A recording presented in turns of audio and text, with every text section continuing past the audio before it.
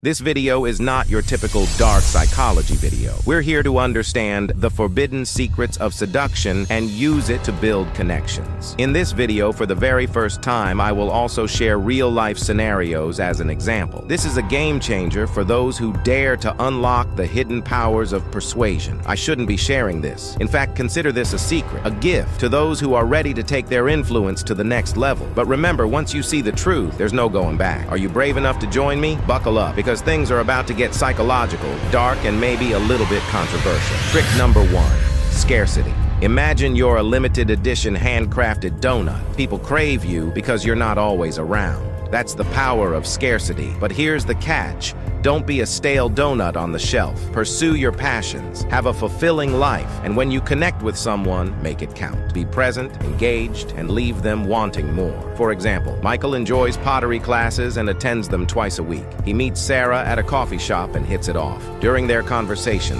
Michael mentions his passion for pottery and how he only attends classes when his schedule allows. This subtly shows Sarah that he has a life outside of her, making his time more valuable and intriguing. Trick number 2, foot in the door. Remember that friend who convinced you to try kale chips one bite at a time? That's the foot in the door technique in action. Start small, like grabbing coffee, and naturally build towards bigger things. This taps into our desire for consistency, making saying yes easier down the line. But hey, don't be a pushy salesperson. Make the journey fun, respectful, and focused on building a connection. Think of it like planting a friendship seed and watch it blossom organically. For example, David wants to ask Ashley out for dinner, but is nervous. He starts by casually asking if she'd like to join him for coffee sometime. After enjoying their coffee date, he suggests trying a new restaurant they both mentioned liking. This builds comfort and familiarity, making the dinner invitation feel more natural. Trick number 3, the mystery whisperer.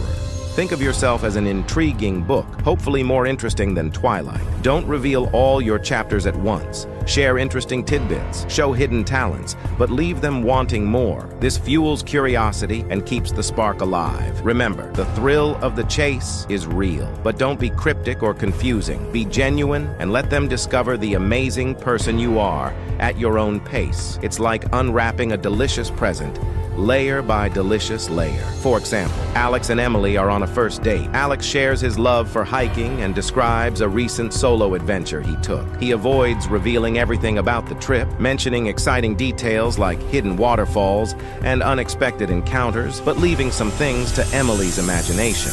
Trick number 4, push and pull. Sometimes you gotta shower your crush with attention. Make them feel like the center of the universe. That's the push. But then take a breather, focus on your own goals, and let them miss you a little. This creates a healthy dose of uncertainty that keeps things exciting. They'll appreciate your self-assuredness and the fact that you're not needy. But remember, balance is key. Don't disappear on them completely. Just show them you have a life outside of them too. For example, Ben and Chloe have been dating for a few months. Ben notices Chloe becoming clingy, so he takes some time for himself, focusing on his hobbies and spending time with friends. When they next meet, Chloe seems more excited and engaged, appreciating Ben's independence and individuality. Trick number 5, triangle of desire. Casually mention that others find you interesting. People want what others want. It's like social proof on steroids. But don't brag or become the jealous ex. Just casually let them know you're a desirable human being with options. This spices things up and reminds them that they're with someone special. Just keep it classy, folks. Think of it like having multiple tempting appetizers on your plate, but still savoring the main course with the person you're with. For example, during a conversation with friends, Liam mentions that he recently received compliments from colleagues on his work performance. He doesn't brag, but subtly acknowledges the recognition in a positive and humble way. This sparks curiosity in Maya, who later asks him more about his career goals. Trick number 6, make them feel like the only one. Give your crush your undivided attention when you're together. Listen intently, remember details, and make them feel truly seen and heard. But here's the twist. Don't ditch your friends or hobbies. A healthy balance is key. Show them you can prioritize them while still having a fulfilling life outside the relationship.